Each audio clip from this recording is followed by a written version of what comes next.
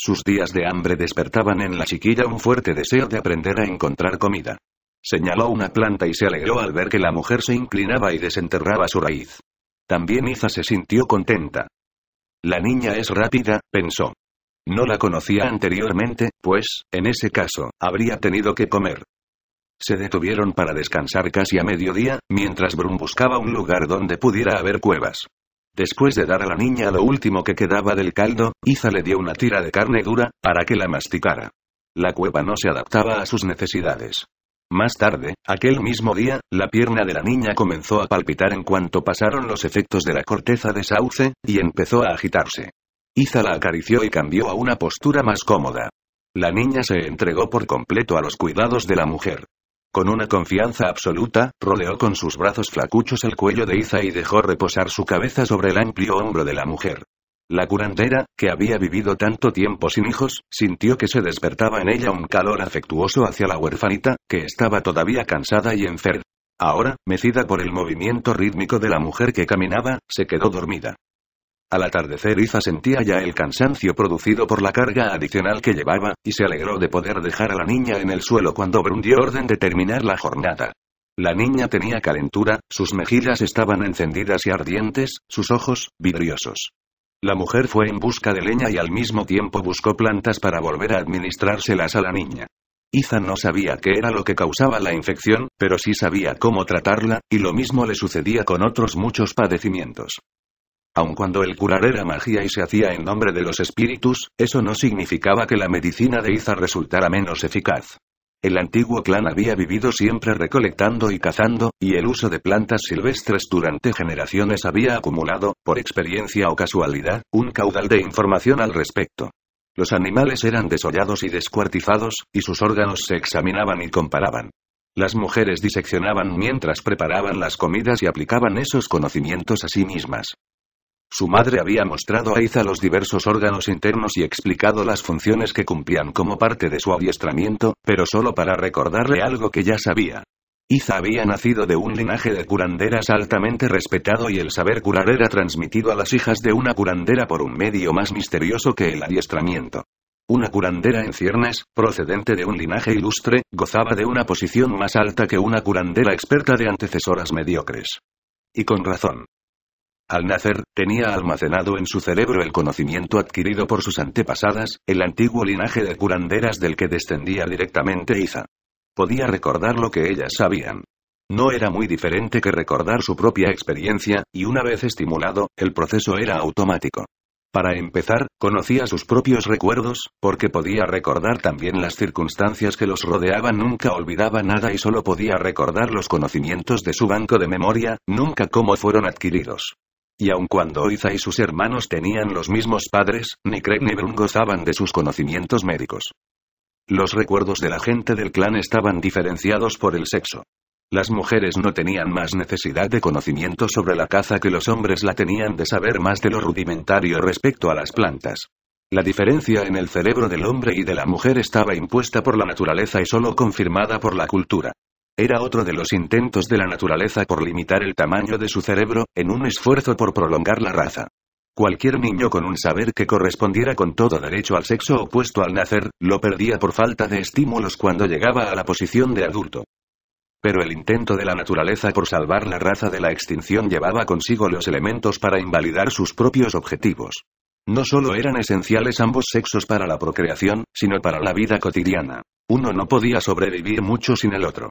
Y no podía uno aprender las habilidades del otro, pues no tenía la memoria correspondiente. Pero los ojos y los cerebros de la gente del clan también habían dotado a sus miembros de una visión aguda y perceptiva, aun cuando la usaran de maneras distintas. El terreno había cambiado progresivamente a medida que viajaban, e inconscientemente Iza recordaba cada detalle del paisaje que cruzaba, fijándose especialmente en la vegetación. Podía apreciar variaciones secundarias en la forma de una hoja o la altura de un tallo desde gran distancia, y aun cuando había algunas plantas, unas pocas flores, un eventual árbol o arbusto que no hubiera conocido anteriormente, no le resultaban extraños. De algún lugar recóndito de la parte posterior de su gran cerebro le llegaba el recuerdo de ellos, un recuerdo que no era suyo propio. Pero no obstante la enorme fuente de información de que disponía, había visto recientemente alguna vegetación que le resultaba totalmente desconocida, tan desconocida como el paisaje. Habría querido poder examinarla más de cerca. Todas las mujeres sentían curiosidad respecto a la vida vegetal desconocida. Aunque significara adquirir conocimientos nuevos, resultaba esencial para la supervivencia inmediata. Parte de la herencia de cada una de las mujeres era el conocimiento de cómo probar plantas desconocidas, y, lo mismo que las demás, Iza las experimentaba personalmente. Similitudes con plantas conocidas situaban a las nuevas en categorías emparentadas, pero ella sabía el peligro que implica suponer que a características similares corresponden propiedades similares. El procedimiento de experimentación era simple. Daba un mordisco. Si el sabor era desagradable, lo escupía inmediatamente. Si era agradable, conservaba el pequeño fragmento en la boca, observando cuidadosamente cualquier picor o ardor que produjera o cualesquiera cambios de sabor. Si no lo sabía, lo tragaba y esperaba hasta ver si podía reconocer algunos efectos. Al día siguiente daba un mordisco más grande y seguía el mismo procedimiento. Si no se observaban efectos perniciosos a la tercera prueba, el nuevo alimento se consideraba comestible, al principio en pequeñas porciones. Pero Iza solía interesarse más cuando se observaban algunos efectos destacables, pues eso apuntaba a la posibilidad de un uso medicinal. Las demás mujeres le llevaban cualquier cosa insólita una vez que aplicaban la misma prueba para saber si era o no comestible a cualquier cosa que tuviera características similares a plantas de las que se sabía eran venenosas o tóxicas. Procediendo con cautela, ella experimentaba también con estas siguiendo sus propios métodos. Pero esa experimentación llevaba tiempo, y mientras viajaban se limitaba a las plantas que conocía. Cerca de aquel campamento, Iza encontró varias plantas altas de malvarrosa como varitas y de tallo delgado con grandes flores luminosas. Las raíces de las multicolores plantas en flor podían aplicarse en forma de cataplasma parecida a las de raíz de lirio para acelerar la curación y reducir la hinchazón y la inflamación. Una infusión de aquellas flores inhibiría el dolor de la niña y le produciría sueño. De modo que las recogió junto con la leña. Después de cenar, la niña se quedó sentada contra una roca, observando las actividades de las personas que la rodeaban. La comida y un vendaje fresco la habían mejorado, y hablaba a Iza sin parar, aun a sabiendas de que ésta no la comprendía. Otros miembros del clan la miraban con expresión de censura, pero la niña no tenía conciencia del significado de aquellas miradas. Sus órganos vocales subdesarrollados imposibilitaban a la gente del clan una articulación precisa. Los pocos sonidos que utilizaban para dar énfasis eran una evolución de los gritos de advertencia o de la necesidad de reclamar atención, y la importancia concedida a la expresión verbal formaba parte de sus tradiciones. Sus medios básicos de comunicación, señas con las manos, gestos, posturas y una intuición derivada del contacto íntimo, las costumbres establecidas y el discernimiento perceptivo de expresiones y posturas eran expresivos pero limitados. Objetos específicos vistos por uno de ellos resultaban muy difíciles de describir a los demás, y los conceptos abstractos, todavía más. La volubilidad de la niña tenía intrigados a los miembros del clan y les inspiraba desconfianza. Apreciaban amorosamente a los niños, los criaban con un afecto y una disciplina cariñosos que se iban haciendo gradualmente más severos a medida que crecían. Los bebés eran mimados por hombres y mujeres por igual. Los niños eran castigados simplemente mediante la indiferencia. Cuando los niños se percataban de la posición más alta que tenían los chicos mayores y los adultos, emulaban a sus mayores y se oponían a ser mimados, como si ese trato fuera solo para los bebés. Los jóvenes aprendían muy pronto a comportarse dentro de los estrictos límites de la costumbre establecida, y una de esas costumbres consistía en que los sonidos superfluos eran inapropiados. Debido a su estatura, la niña parecía mayor que su edad real, y el clan la consideraba indisciplinada, malcriada. Iza, que había estado en un contacto mucho más estrecho con ella, adivinó que era más joven de lo que parecía. Estaba acercándose a un cálculo muy aproximado a la verdadera edad de la niña y a su desamparo respondía con mayor indulgencia. También había advertido, por lo que la niña murmuraba cuando estaba delirando, que su estirpe verbalizaba con mayor fluidez y frecuencia. Iza se sentía atraída por la niña cuya vida dependía de ella y que había rodeado su cuello con sus flacos bracitos en una confianza absoluta. Ya llegará el momento, pensaba Iza, de enseñarle mejores modales. Ya empezaba a considerar a la niña como suya. Crep se acercó hasta donde se encontraba Iza vertiendo agua hirviendo sobre las flores de malvarrosa y se sentó junto a la niña. Le interesaba aquella extraña, y puesto que los preparativos para la ceremonia vespertina no se habían terminado aún, fue a ver cómo se iba restableciendo. Se miraron de hito en hito, la niña y el tullido anciano lleno de cicatrices, estudiándose mutuamente con una intensidad similar. Él nunca se había encontrado tan cerca de alguien de su raza y en realidad nunca había visto una criatura de los otros. Ella ni siquiera sabía de la existencia de la gente del clan hasta que despertó y se encontró entre ellos, pero más que sus características raciales, sentía curiosidad por el cutis rugoso del rostro de él. En su corta experiencia, nunca había visto un rostro tan espantosamente cubierto de cicatrices. Impetuosamente, con las reacciones desinhibidas de los niños, tendió la mano hacia su rostro para ver si el tacto de la cicatriz era distinto. Crep se sintió desconcertado mientras la niña pasaba suavemente la mano por su rostro. Ninguno de los niños del clan le había tocado de aquella manera. Y tampoco los adultos lo hacían. Evitaban el contacto con él, como si de algún modo pudieran adquirir su deformidad al tocarle. Solo Iza, que le cuidaba durante las crisis de artritis que le atacaban con mayor gravedad cada invierno que pasaba, no parecía sentir el menor escrúpulo. No sentía repugnancia por su cuerpo deforme y sus feas cicatrices ni pavor frente a su poder y su posición. El suave contacto de la mano de la niña hizo vibrar una cuerda interior en su viejo corazón solitario. Quiso comunicarse con ella y, por un instante, se preguntó cómo empezar. Crep dijo, señalándose a sí mismo con el dedo. Iza observaba calladamente, esperando que las flores terminaran de hervir. Se alegraba de ver a Crep interesarse por la niña, y no le pasó inadvertido el empleo que hizo de su nombre personal. Crep repitió, golpeándose el pecho. La niña inclinó la cabeza, tratando de comprender. Él quería que ella hiciera algo. Crep repitió su nombre una vez más. De repente a la niña se le iluminó el rostro. Se sentó muy derecha y sonrió. «Gerup», respondió, pronunciando la R en un intento de imitar el sonido. El viejo asintió con la cabeza. La pronunciación era aproximada. Entonces la señaló a ella. Ella arrugó levemente el entrecejo, no muy segura de lo que él pretendía ahora. Se golpeó Mogun el pecho, repitió su nombre y después golpeó levemente el pecho de ella. La amplia sonrisa que ella le dirigió se le antojó a él una mueca, y la palabra polisílaba que salió de su boca no solo era impronunciable sino también incomprensible. Crep hizo los mismos movimientos y se inclinó hacia ella para oír mejor. La niña dijo su nombre. ARR pronunció el hombre, vacilando, meneó la cabeza y volvió a intentarlo. Ayla, Ayla. Era lo más aproximado que pudo lograr. No eran muchos los del clan que hubieran podido decirlo tan bien. Ella sonrió ampliamente y meneó vigorosamente su cabecita de arriba a abajo. No era exactamente lo que ella había dicho, pero lo aceptó, dándose cuenta en su joven mente de que él no podría pronunciar mejor la palabra que era su nombre. Ayla repitió Crep, tratando de acostumbrarse al sonido. «Crep», dijo la niña, sacudiéndole el brazo para lograr su atención, y después señaló a la mujer. Iza dijo Crep, Iza. Y Iza repitió la niña. Le encantaba el juego de las palabras. Iza, Iza repitió, mirando a la mujer. Iza asintió con un movimiento solemne de la cabeza. Los sonidos de los nombres eran importantísimos. Se inclinó hacia adelante y golpeó el pecho de la niña del mismo modo que lo había hecho Crep, para que repitiera otra vez la palabra de su nombre. La niña repitió su nombre completo, pero Iza meneó negativamente la cabeza. No podía comenzar a decir aquella combinación de sonidos que la niña articulaba con tanta facilidad. La niña se sintió desalentada. Entonces, mirando a Crep, repitió su propio nombre como él lo había dicho. «¿Llega?», intentó la mujer. La niña meneó la cabeza y lo repitió bien dicho, «¿Ella?»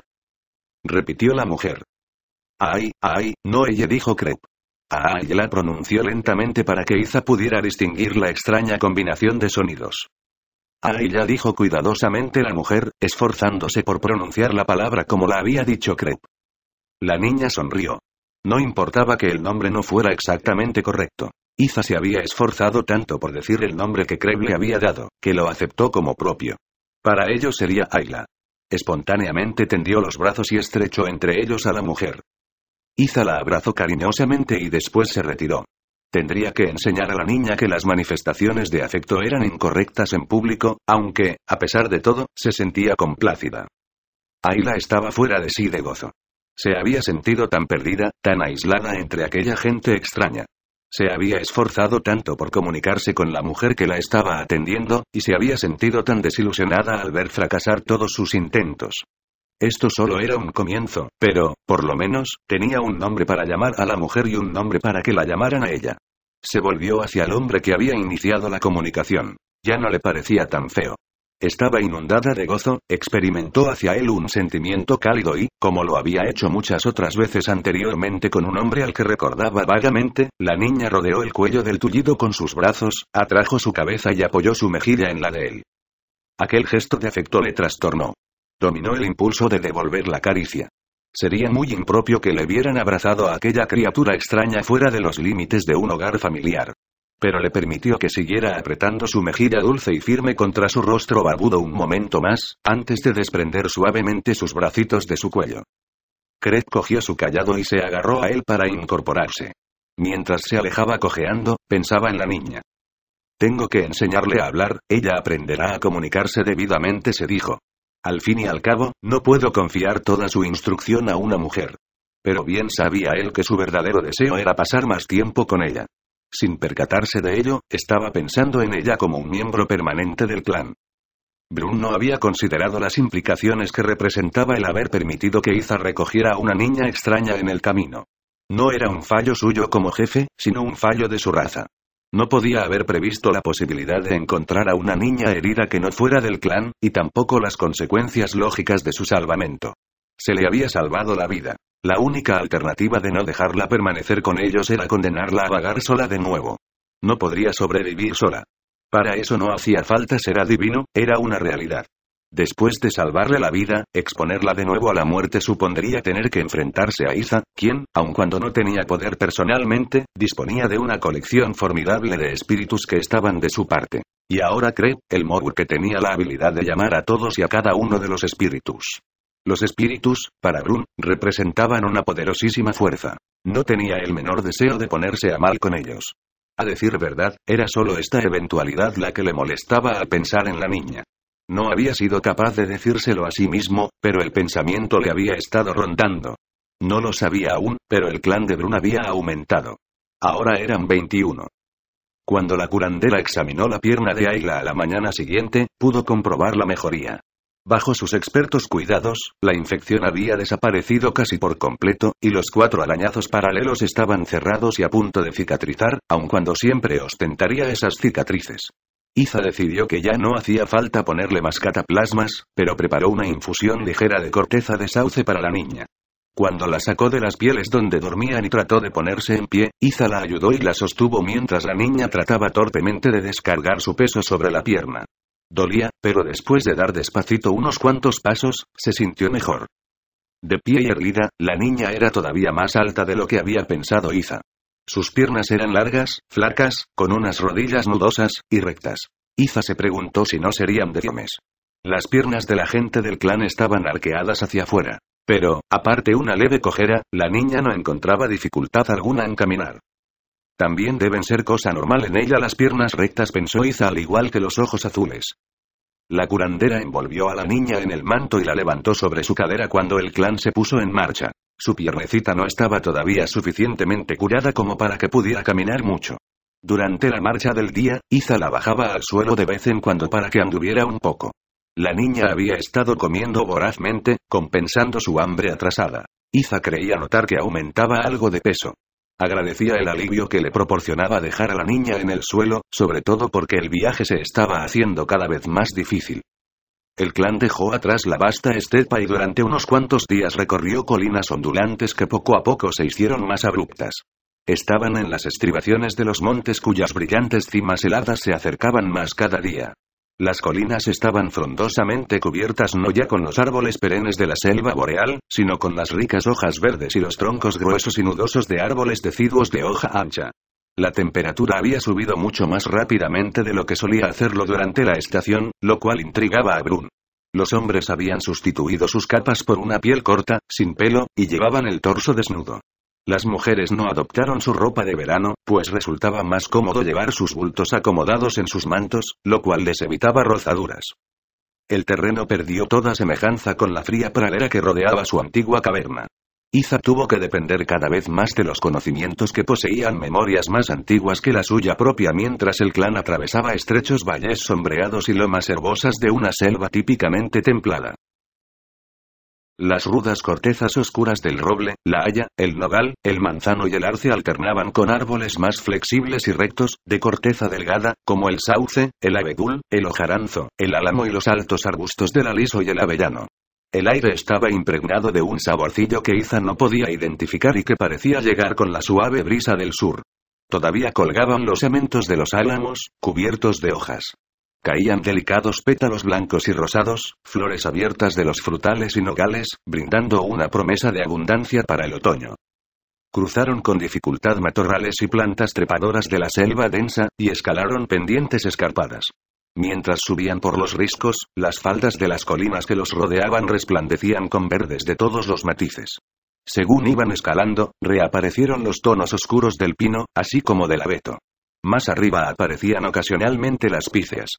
Los colores más oscuros de las coníferas se mezclaban con los verdes primarios de los árboles de hojas anchas y los verdes amarillos y pálidos de las variedades de hoja más corta. Musgos y hierbas agregaban sus matices al mosaico de fresco verdor de la vegetación lujuriante y las pequeñas plantas, desde la acederilla, la acedera del bosque parecida al trébol, hasta las diminutas y suculentas que crecían pegadas a los riscos. Flores silvestres crecían por todo el bosque. Trilios blancos, violetas amarillas, espinos rosados, mientras junquillos amarillos y gencianas blancas y azules dominaban algunas praderas más altas. En algunos de los lugares especialmente sombreados, los últimos azafranes amarillos, blancos y púrpura, surgiendo de nuevo, alzaban valerosamente sus cabezas. El clan se detuvo a descansar tras haber alcanzado la cumbre de una escarpada pendiente. Más abajo, el panorama de colinas boscosas terminaba abruptamente en la estepa que se extendía hasta el horizonte. Desde su privilegiada posición podían divisar varias manadas pastando las altas hierbas que ya ostentaban el dorado estival. Cazadores rápidos, viajando con poco equipo y sin mujeres agobiadas por pesadas cargas, podrían escoger entre las diversas variedades de presas y alcanzar fácilmente la estepa en menos de media mañana. Hacia el este, por encima de la inmensa pradera, el cielo era claro, pero se estaban formando nubes de tormenta impulsadas velozmente desde el sur. De seguir así, la alta sierra del norte haría que las nubes arrojaran su carga de agua sobre el clan. Brun y los hombres estaban celebrando una reunión fuera del alcance de las mujeres y los niños, pero por las miradas preocupadas y los gestos que hacían con las manos, no quedaba la menor duda sobre cuál era el tema de la discusión.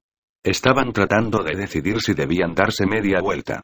El terreno les era desconocido, pero lo más importante era que se estaban alejando demasiado de las estepas. Aun cuando habían divisado muchos animales en las estribaciones boscosas, no era lo mismo que las enormes manadas alimentadas por el abundante forraje de las praderas que había allá abajo. Era más fácil cazar animales en campo abierto, más fácil ver sin la pantalla del bosque para ocultarlos, pantalla que también cobijaba a sus cazadores de cuatro patas. Los animales del llano eran más sociables, tendían a reunirse en manadas y no a vivir aisladamente o en pequeños grupos familiares como las presas de la selva. Iza conjeturaba que probablemente darían media vuelta, lo cual significaría que el esfuerzo de escalar las colinas habría sido vano. Las nubes que se acumulaban y la lluvia amenazadora tendieron un manto de melancolía sobre los viajeros descorazonados. Mientras esperaban, Iza dejó a Ayla en el suelo y se alivió de su pesada carga. La niña, disfrutando de la libertad de movimientos que le permitía su pierna en vías de curación después de haber estado inmovilizada contra la cadera de la mujer, se puso a corretear. Iza la perdió de vista tras un saliente que había más adelante. No quería que la niña se alejara demasiado. La reunión podría interrumpirse en cualquier momento y Brun no miraría con buenos ojos a la niña si se retrasaba la partida por su culpa. Se fue tras ella y, rodeando el saliente, vio a la niña, pero lo que vio más allá de la niña hizo que su corazón palpitara fuertemente. Regresó a toda prisa, echando rápidas miradas por encima del hombro. No se atrevía a interrumpir a Brun y a los hombres y esperó con impaciencia a que se disolviera la reunión. Brun la vio, y aun cuando no dio señales de que se hubiera percatado de ello, comprendió que algo la preocupaba. Tan pronto como se separaron los hombres, Iza corrió hacia Brun, se sentó delante de él y miró al suelo, posición que significaba su deseo de hablar con él. Él podía conceder audiencia o no, a su voluntad. Si la ignoraba, Iza no podía decirle lo que estaba pasando. Brun se preguntaba qué querría. Había observado que la niña exploraba más allá, eran pocas las cosas de su clan que le pasaban inadvertidas, pero tenía problemas más apremiantes. Seguro que era algo sobre esa niña, pensó despectivamente, y estuvo a punto de no atender la solicitud de Iza. No importaba lo que dijera Mogur, no le gustaba que la niña viajara con ellos. Echando una mirada hacia él, Brun vio que el mago estaba mirándole y trató de adivinar lo que el tuerto estaría pensando, pero le resultó imposible leer en aquel rostro impasible. El jefe volvió a mirar a la mujer sentada a sus pies. Su postura delataba una tensa agitación. Está realmente alborotada, pensó. Brun no era hombre insensible y tenía en alta estimación a su hermana. A pesar de los problemas que había tenido con su compañero, siempre se había portado bien. Era un ejemplo para las demás mujeres, y pocas veces le molestaba con nimiedades. Tal vez debiera dejarla hablar, lo que no implicaba que tuviera que actuar de acuerdo con su solicitud. Se inclinó y le tocó el hombro. El aliento de Iza estalló al sentir el contacto. No se había dado cuenta de que estaba aguantando la respiración. La iba a dejar hablar. Había tardado tanto en decidirse que estaba segura de que la ignoraría. Iza se puso en pie y, señalando hacia el saliente, dijo una sola palabra. Cueva.